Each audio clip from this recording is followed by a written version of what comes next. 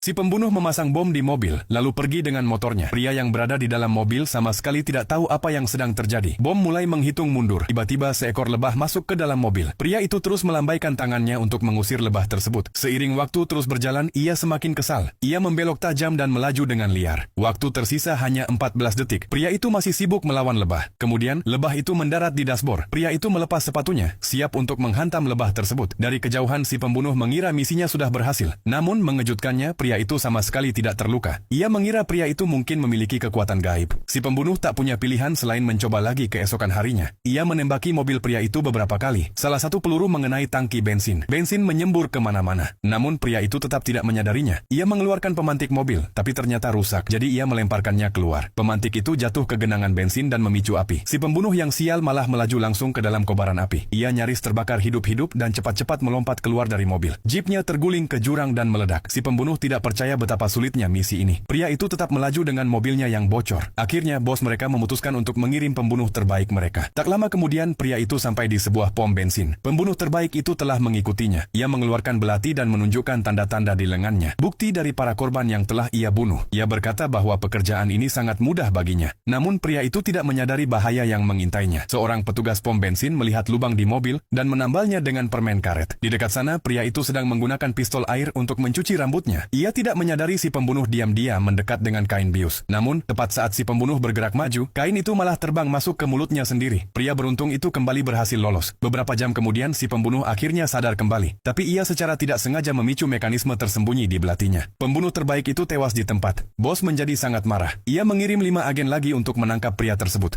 Ia bahkan menempatkan para penjaga untuk mengawasinya. Namun tiba-tiba pria itu meledak dengan kekuatan luar biasa. Ia memutuskan tali dan melompat keluar dari jendela. Ia mengikat salah satu penjaga. Seorang penjaga lain muncul. Pria itu mengangkat tangan untuk menyerah. Tetapi tanpa sengaja, ia malah menjatuhkan penjaga kedua juga. Ia lolos lagi, murni karena keberuntungan. Akhirnya, sang bos kehilangan kesabaran. Ia memutuskan untuk turun tangan sendiri. Ia menyelinap masuk ke rumah pria itu dan menunggu. Saat pria itu pulang, bos tiba-tiba muncul dari balik pintu. Kali ini, sepertinya tidak ada jalan keluar. Pria itu benar-benar bingung. Tapi tepat saat itu, yakin kamu bisa menebak apa yang terjadi selanjutnya?